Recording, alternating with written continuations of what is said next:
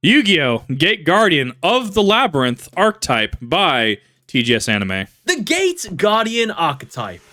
Version 2. Elements of thunder, water, and wind. Suijin, Sanga, Kazijin, begin. Meld your powers in eternal light. Show It's these the Paradox fools your Brothers, yeah. unstoppable might. He is pain beyond description. He'll mark the graves with your inscription. Gate Guardian. I loved Paradox. I thought they were really cool, at least in the dub. I don't know how they are in the sub. I'd have to go back and watch Duel Monsters sub. Duel Monsters makes my head hurt because, like, I try to keep like I play the modern game, right? Like, I just finished Yubel. Thanks to TGS Anime for, updating me on Yubel. But I got my Nightmare Thrones in. I'm still waiting on my Sacred Beast Circle, the draw one. Still waiting on that to come in the mail. But, like, no, the dub Paradox were really cool, and I love seeing them in GX. And Gate Guardian was just such an opposing force in Duel Monsters. It was the wall. It was one of the strongest monsters we had seen until I think it was Ultimate, right? And then, strongest in terms of attack value. It was really good.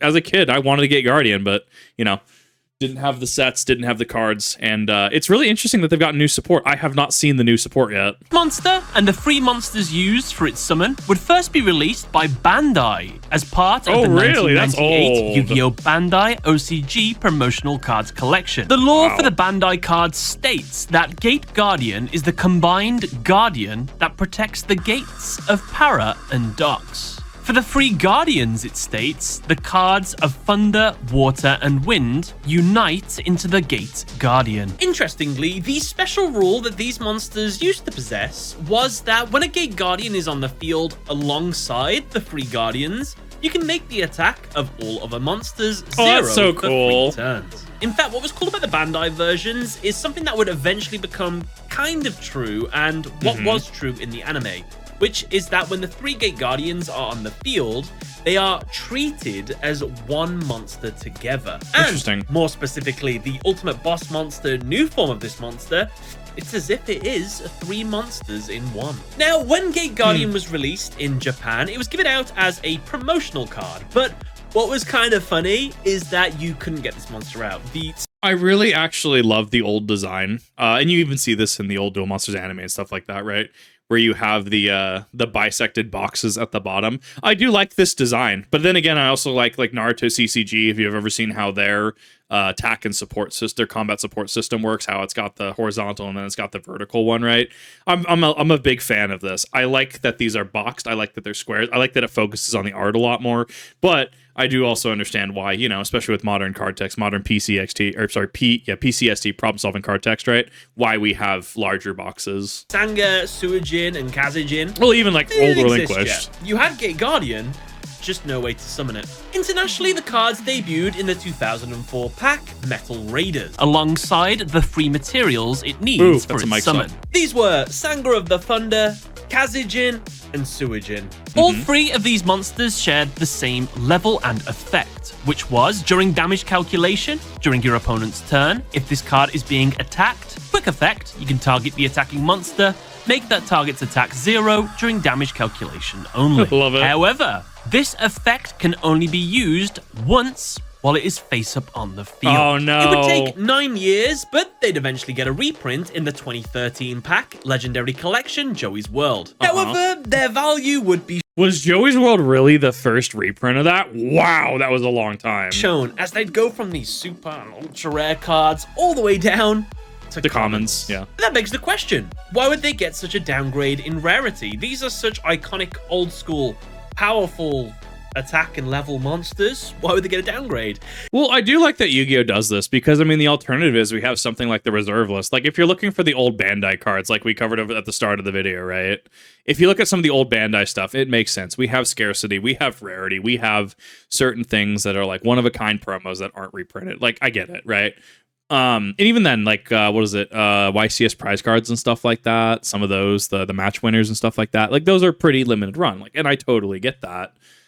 The issue I have with Magic and the reserve list is that it effectively cuts off a lot of support. And that's actually why, the Proxy Black Lotus box set thingy that was a thing a couple years ago. It's been a couple years, hasn't it? That's why that was actually a little controversial, because you have, things like the Power 9, things like Charizard, Gaia's Cradle that will never be reprinted because they're on that reserve list. and that does block cards from a lot of people, and it does artificially raise those prices because it's a collector's market. But I mean, if you want something like System Down, or if you want, you know, OG Blue Eyes, right? The OGR. I like the OGR. I don't like the tablet one. It's just not my thing. Like, you have options. You have options to get cards. They reprint things every now and again. And if you want like the super, you know, rare things, like if you want, you know, Venomenaga, Deity of Poisonous Snakes, right? You can get something like that for a fairly reasonable price. But it's when you start going after collector stuff, and even at least you have the ability to get it, right? If I wanted to get a copy of Shahrazad, I have to 1, track it down, 2, have to be able to pay the price point for it, and 3, I mean, it's on the reserve list, so, and I can't use it in any form of play, specifically Shahrazad, right? And, you know, so what do I do with it? It just sits there, and it's an investment, which is, The thing you can look at Yu-Gi-Oh! Yes, there's cards like Bonfire, especially right now, that are like super expensive for Snake Eyes and stuff, right? But a lot of stuff is affordable if you just want to play the game, right? Sure, go pick up like Teller Knights. Sure, you could pick up Dark Magician. Sure, like what is it? Branded. We had the Branded structure deck, one of the best structure decks ever released. I still have a second like 3 more structure decks lying around because I got a second set of those. It's really simple, really. They weren't good. Gate Guardian is a combination monster. The first ever level 11 monster to be released, and the most powerful main deck warrior monster in all of existence currently. With all of that in mind, you would think it would have an extremely powerful effect. No. However, you'd be wrong. Gate Guardian... Hold up. I looked at where he dropped extremely powerful effect. That imperm column, though. Oh my god. Oh, I hope his opponent doesn't have imperm. However, you'd be wrong. Gate Guardian has no effect, except that the only way to summon it is by tributing Sanga, Kazajin, and Suijin. This essentially means this card has the exact same summoning conditions as an Egyptian god card, except it's even harder, as you need 3 specific monsters, and the 3 specific monsters are also level 7s, meaning each of those needs 2 tributes to be summoned. It's similar to why Ritual failed, right? Old Ritual, you know, we're talking like Relinquished, original BLS, Crab Turtle, Hungry Hamburger, right? Those kind of things, right? You have things like Necros, and you have things like, oh god, what is it? It's not DDD. That's not what I'm trying to think of. The one that runs like Cyber Angels in it. I think it's Drytron. Like, you have things that can use the Ritual mechanic and the things that can play around it. Things like Necros really liked using the mirrors, and like you could, you know, send from the extra deck and stuff like that, and really kind of play with that and search things out. And then we have things like preparation of rites that kind of help fix Ritual to a degree. The inherent problem with Ritual mechanics, though, is that you are playing from the main deck versus something like Polymerization. And I think if Gate Guardian was a fusion monster, like a proper extra deck fusion monster, it would have seen a lot more play. But because you have to, you know, draw and have played Kazajin, Suijin, and Song of the Thunder, right? And you have to have them in play, and you have to have Gate Guardian in your hand. That's at minimum 4 cards that are now out of your deck, right? Versus, versus having, you know, you can argue the Polymerization as well, making the extra deck Gate Guardian the 5th one, right? But it makes it a lot easier, and Polymerization can do more than just Gate Guardian in this hypothetical situation. Like, you can summon a lot more with it, or you can use it for other fusion monsters as well. Fusions have taken off, especially things like Branded Fusion, because you shotgun the Branded Fusion, send from deck, and summon from your extra deck. Versus something like, you know, if I was going to try to summon Relinquished in modern day, I need Black Illusion Ritual, or a way to get to Black Illusion Ritual, and I need to, at that point, then tribute a monster from my hand or field, I believe. I have to remember the wording on it specifically. And then you summon Relinquished, level 1, not hard to find a ritual fodder for it. But there's a lot more moving parts and a lot more main deck components that can gunk up and get in the way, and even dead draw, right? So Ritual has been a very interesting mechanic, thus leading into the Gate Guardian effect, where you're just drawing a lot of bricks, right? If you draw Gate Guardian opening hand, it's probably not going to be a fun time. Total, Gate Guardian's summon is most likely going to cost you 9 cards. And for what exactly? A monster with a decently high yet awkward attack stat of 3,750. The reason for that number, by the way, is because it's half the combined attack of all the monsters. That's cool. I never knew that. The same also applies for its defense. But I mean, that's all you get. In fact, as we will see a little bit later, all of the fused forms of the Gate Guardian monsters, they all have the stats of their 2 monsters that made them up cut in half. That's so whatever two cool. monsters they were made from, their attack is half of that, and their defense is half of that. Pretty cool. Gate Guardian first appeared during the Duelist Kingdom arc of the anime. It was wielded by Para and Dox, a tag team duo that tried to prevent Yugi and Joey from entering Pegasus's castle. The duel took some unexpected turns, as it was played as a tag duel, and when the monster Labyrinth Wall was summoned, the field morphed into a labyrinth. I have a whole video on this, I won't get too much into it now. However, when these two started playing these monsters, in the anime, Kazejin, Suijin, and Sanga had to be set on the field first, and couldn't be summoned unless all three were on the field together. When they were set, they took the form of sealed coffins. When they got all three out, they combined them all together to summon Gate Guardian. Gate Guardian in the anime was a combination monster. It had 3 sets of attack points for each of its sections. This meant it could attack 3 times, applying the attack of one of the materials for each attack. However, that also meant negatively, each of those individual sections could be attacked and could be destroyed if you wanted to weaken the monster.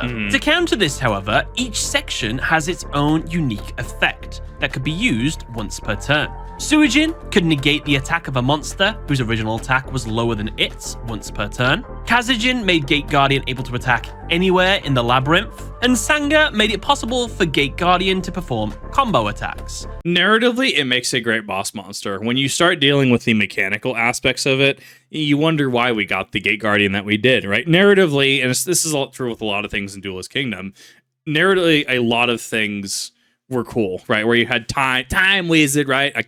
Awful. I'm so sorry. That was an awful impersonation. Like, you have Time Wizard that can, age Baby Dragon to Thousand Dragon, but then Red Eyes becomes fossilized, not necessarily the effect. You have the field power bonus, attacking the moon, right? I love watching Duelist Kingdom, but at the same time, it gives me a migraine because playing the modern game, it does not play like the modern game. It plays like an RPG using cards, right? In more or less. So... oh god, narratively, I like it. I like Gate Guardian. It's hard to balance that for the game, especially early Yu-Gi-Oh. Like, look at things back. Like, we had either like bangers, like Tribe Infecting Virus, Cyberjar, Fiber Jar, right? Look up Fiber Jar. We had things like Last Turn. That was a little later in the game's life cycle, but we had either some bangers, or we had we saw earlier, what was it, Mad Butcher or something like that. We had what was it? What was the stupid swordsman? Can't remember offhand. We had early Yu-Gi-Oh was interesting. Hitatsumi Giant in Japan, I think it was Hitatsumi Giant and Dark Energy was the first meta deck before it came over to the US. But even then, because our first sets incorporated multiple of their sets, we just didn't have that same format. Old Yu-Gi-Oh is an interesting study. Merging 2 or more of the monster's attacks together into one single ultimate blast. It's worth noting as well that due to the Duelist Kingdom rules, the elemental attacks of these monsters could result in some pretty wacky and unique environmental hazards. Zany, For example, Suijin, when it attacked, it flooded the field. Yugi abused this fact by using a lightning-based attack to travel along the drenched floor. A fact that, oddly, Para and Dox didn't also abuse, as they too had an electrically powered monster. Yeah. You feel like they would have done it after Yugi did it. Fast forward 20 years, and out of absolutely nowhere in the 2023 pack, Maze of Memories, we would only go and get a bunch of brand new cards to make the Gate Guardians into a full-fledged archetype. And not only that, some iconic labyrinthian monsters that Para and Dox used, and some of their spells and traps as well. They would be retrained into of the Labyrinth cards. For example, you remember the fusion monster Labyrinth Tank? Well, this card would be retrained into Labyrinth Heavy Tank. That's so cool. Its effect was you can normal summon this card without tributing. Cannot attack the turn it is normal summoned. During your main phase, you can place one of your Sanga, Kazejin, or Suijin that is banished or in your hand or deck face up in your spell and trap zone as a continuous spell. Then, if you control a Labyrinth Wall card, you can destroy one monster your opponent controls. I like to imagine this effect. I honestly kind of like that, though. That's super cool. I like that even if you normal summon it without tributing, the only downside is just if you normal summon it, it can't attack. I like that helps the archetype. And the fact that it's going to play in archetype, I mean, it could give it some utility outside of archetype, right? Just having a level, what was that?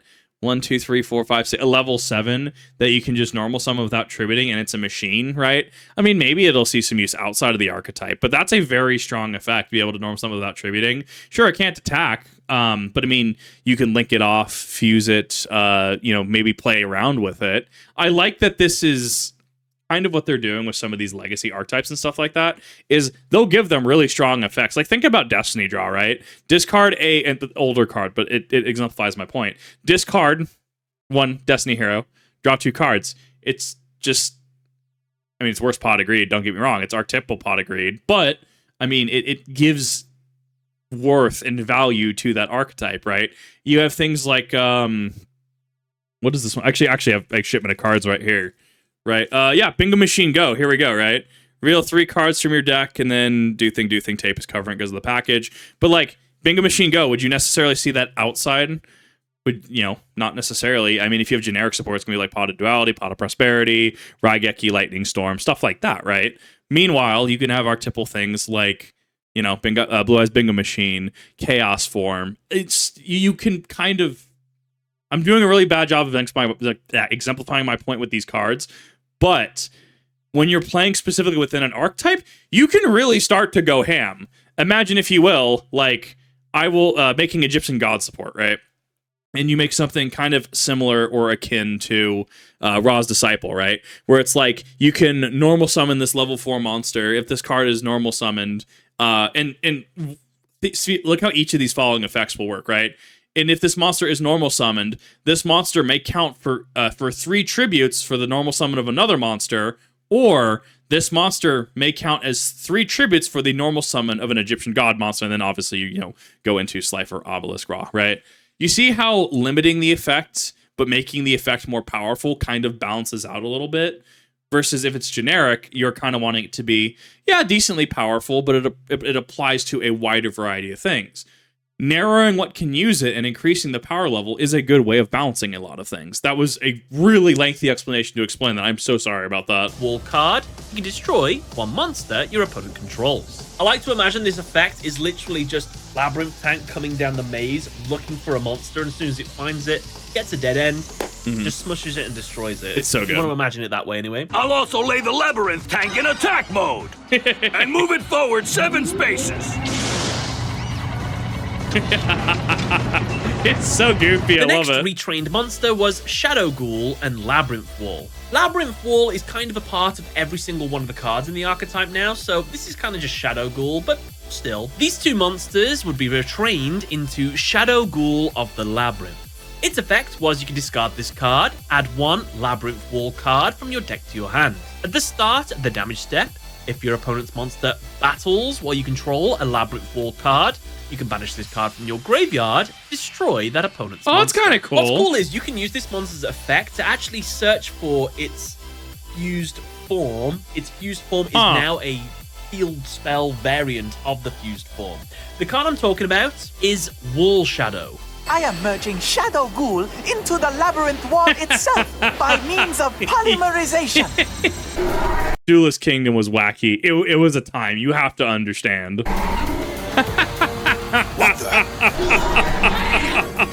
I always found this monster really spooky. It used to go in the walls and very just go spooky. down, I love it. People and things. It was pretty sick. But its effect is monsters cannot attack the turn they are summoned, except those whose original level is 5 or higher. Oh Once no, per it's a turn, floodgate. during your main phase, you can place 1 of your Sanga, Kazujin, or Suijin that is banished or in your hand or deck face up in your spell and trap zone as a continuous spell. Okay. At the start of your opponent's battle phase, you can target 1 monster your opponent controls with less than 1600 attack. Destroy it. I do like that that's kind of a floodgate for level 4 and lower monsters. That's actually really cool. I don't know how Link is affected because Links don't have a level. Neither do Ixie, and I think that they're just inherently not affected by it, if I understand that correctly. I have to remember the ruling on that.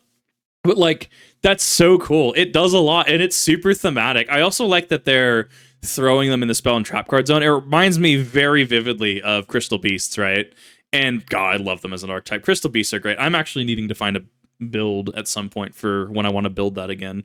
But I like it. And it also plays into the whole Kazejin, Suijin, Sanga, I'm going to like drop the box on the field kind of thing. It's very reminiscent of that. It's honestly pretty cool. Now, we're not done with cards that Paradox use. They also used a card called Riryoku, and this card got transformed into Riryoku Guardian. If your life points are lower than your opponent's, target one monster you control with Gate Guardian in its original name, halve your opponent's life points, then that monster gains attack equal to your opponent's life points. Oh, wow. You can banish this card from your graveyard, add one Sanga, Kazajin, or Suijin that is banished or in your deck to your hand. This effect of Riryoku Guardian is the exact same effect that it had in the anime. Ryoku's legendary power allows me to take half of my opponent's life points and add them to one of my own creature's attack points. I'm trying to figure out who voiced him. Like, that voice sounds super familiar from anime in that era. I wonder if there's any other VA roles that he's done. Like, it sounds so familiar. I can't put my finger on it, though. No fair. Being able to halve your opponent's attack and just shove it onto your Gate Guardian is kind of a cool ability, and have a little bit extra added on as well. In fact, speaking of, another card that was retrained from a monster, Jirai Gumo. This spidery creature in the anime was actually a trap monster. Wait! Joey, look out! Too late! He activated my trap! You've triggered my trap! Your you fool. activator is vanquished! And you lose 400 life points. So what did they do really cleverly? They turned it into a trap monster. That's Prey so cool. of the Jirai Gumo. I love it. Special summon this card as a normal monster to your main monster zone in its same column. Then you can destroy one monster your opponent controls in this card's column. That's so This card cool. from your graveyard, add one of your Sanga of the Thunder, Kazajin, or Suijin that is banished or in your deck to your hand. I actually like that from a trap monster. I think that does a lot. One, it kind of like alludes to the whole Labyrinth mechanic because it's dealing with columns, right? A lot of things, Infinite Impermanence, deal with columns in Yu-Gi-Oh! Now, right? I mean, Aliens used to, but really we've seen, like with Mech Knights, Infinite Impermanence, we've seen columns see a lot more play. And I like it as a mechanic. I think that it's a really cool thing that they really kind of committed to.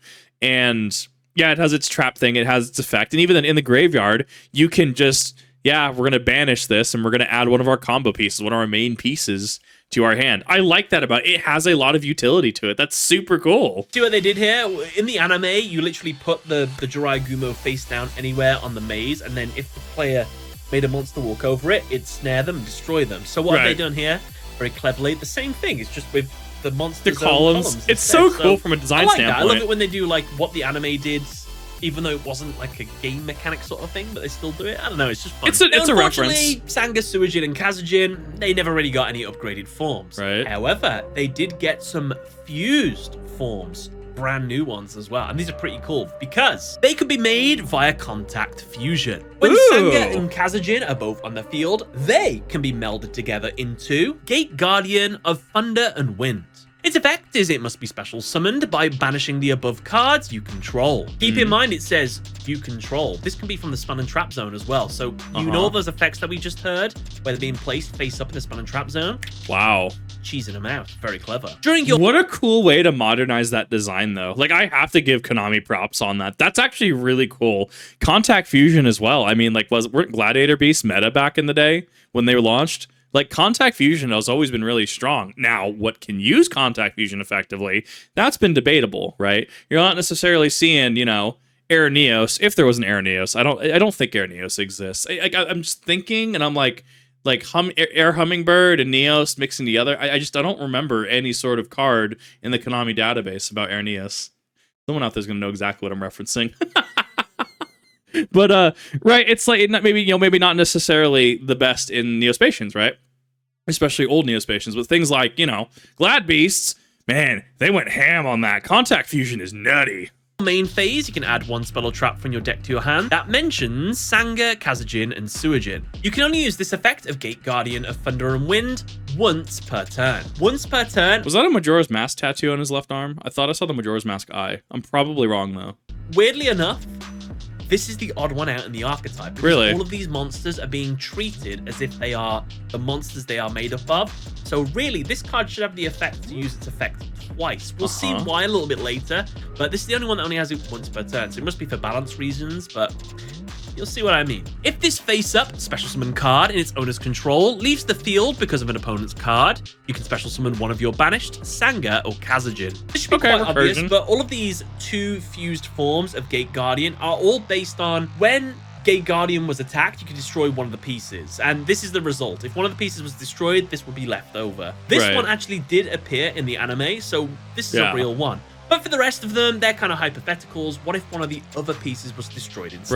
Right. What would Makes we have sense. got? In fact, with Gate Guardian of Thunder and Wind, these two actually have a spell card version of a combo attack that they have. Hopefully No the way. others get it. For this one, it's double attack, wind, and thunder. So I'm hoping for some more double attacks in the future. But for now, if you control Gate Guardian monster, target one card on the field, destroy it. Okay. So during your main phase, you can banish this card from your graveyard, add one of your Sanga of the Thunder, Kazajin, Suijin that is banished or in your deck to your hand. Next, when Sanga and then obviously the restriction, you can only use one. I like that though. Spell speed 2, right? Pop it, blow something up, banish it, recur one of the pieces. Honestly, a lot of solid value for the archetype. Suijin are on the field, they meld together into Gate Guardian of Water and Thunder. Must be special summoned from your extra deck by banishing the above cards you control. Once per chain, quick effect, you can target one face-up monster your opponent controls, change its attack to 0 until the end of this turn. You can only use this effect of Gate Guardian of Water and Thunder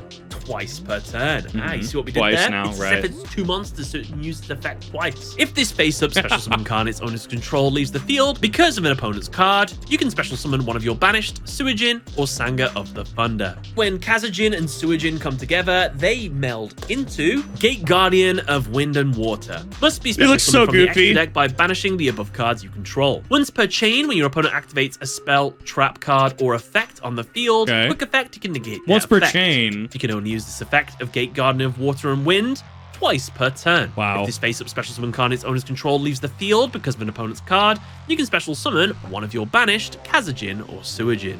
I like that though. The once per chain is honestly pretty cool. Like, I really love that. Finally, we have the ultimate fused form, Gate Guardian Combined.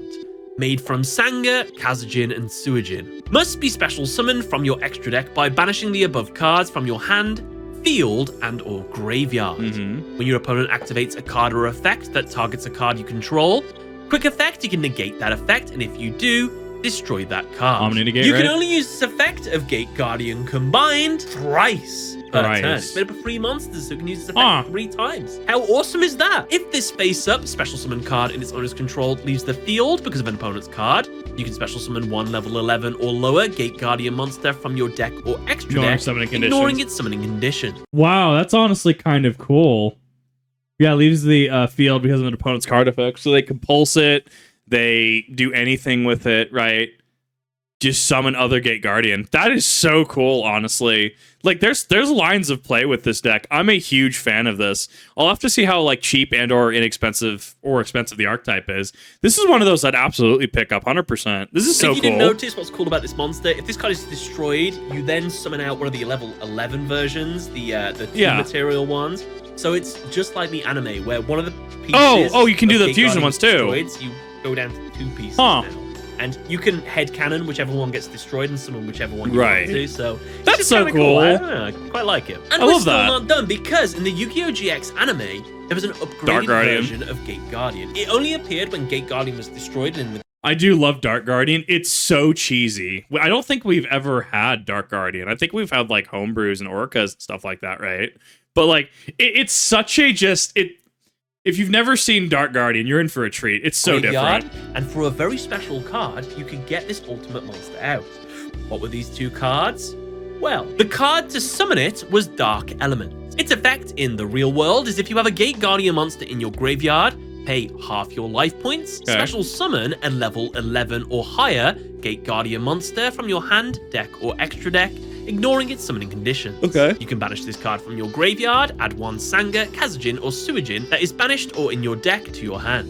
So, with this card, you can summon out Dark Guardian, which is always treated as a Gate Guardian card. Its so effect good. is it cannot be normal summoned or set. It must be special summoned with Dark Element, or by shuffling 1 Sanga, Kazajin, and Suijin into the deck from among the face-up cards on the field, in your hand, or graveyard, and or face-up in your banish zone. This monster cannot be destroyed by battle. This card, if special summoned through Dark Element, is also unaffected by other monster effects and your opponent's activated spell effects. Why not immune to trap cards as well? Well, that's because in the anime, Jaden used Hero Barrier to negate an attack from this monster. Yeah. So they must have looked at that and says, let's keep it anime accurate. A trap card worked against it, so let's just I can respect it, though. Work against this monster. And with that, that is the Gate Guardian archetype done again. Fun fact, I did this archetype before, then support came out just like a month after I did the video. Right. So I thought I'd leave it a year and then we'd do a big update of it. So now we've got all the new cards in here. They're probably going to announce more support. But if you would like to see me play with the Gate Guardians, they're coming out on Mastodon tomorrow, so you can watch me play with them right here over on Twitch. Or if you'd want to wait for the VODs to come out, you can just watch this version instead. Thank you very much for watching, everybody. I hope you enjoyed the video. Catch you all later. Bye, everyone. I love this. If you haven't checked out TGS Anime, definitely go ahead and check them out in the description down below. As always, you'll see the original channel as well as the original video, and definitely go and check them out. I really love this. This is a really cool look into an old Duelist Kingdom archetype, and just kind of seeing how it's been modernized was really just really fun. TGS Anime has a really good style with how their video flows, how they explain some of the things, they cite the cards. I really love it. Really love what they do. So thank you everyone for watching. Let me know what your thoughts are. Do you think that Gate Guardians are good now? Do you think that it was a cool upgrade? Do you think that they were kind of a miss? What did you notice about them that I potentially missed? And thank you. Have a good rest of your day.